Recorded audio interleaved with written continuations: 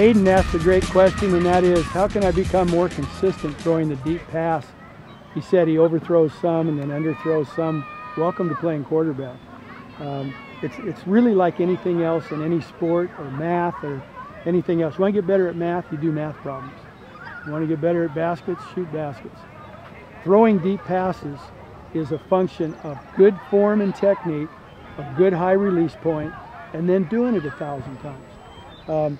What we used to do for deep balls, and again in competing, and I thought this was fun, everybody seemed to enjoy it, we went to Costco and bought a big package of Otter Pops, which is really frozen water.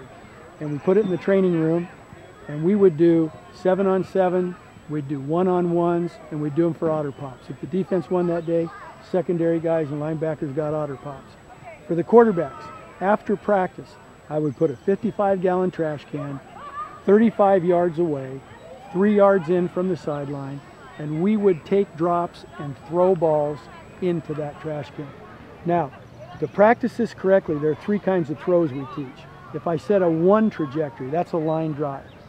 It doesn't have to be necessarily always short passes. We can throw line drives on deep in routes and curls, but that's a 1 trajectory. A 2 is an arcing ball that goes over a linebacker. Those really are technique throws. You have to do that from the highest release point that you can make. It's really a finesse throw, but you can't soften that. It's got to have some trajectory and some ballistic movement to it. The 3 trajectory is the home run, the long, deep fly ball. That thing is valuable unless you're playing against Earl Thomas, who can play 50 yards worth of the field back there.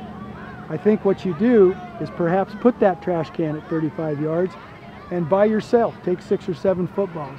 Take a 5-step drop with a hitch and try and drop it in the trash can. Now, trash can has a lid about this big. If the ball comes in too flat, you can't throw it in there. And you have to throw a ball that comes down nose first, and that's a great way to practice. All things being equal, I say the greatest way to practice deep throws, you got to take your buddies out to lunch, get all your receivers together, and say, today's dedicated to posts, corners, goes, hitch and goes, but we're going to become good at the deep pass. In football, the deep route is a low percentage throw. Might be 30 or 40% would be a good number. The plus to that is if you complete those deep balls, a lot of times they're touchdowns. I think a well-designed system and a guy who's not afraid to practice, you can be a 50% to 60% deep throwing team. If you know what the coverage is, you know what the trajectory is, and you know how to time the route up. So give it your best, Aiden. I think you can become a good deep thrower.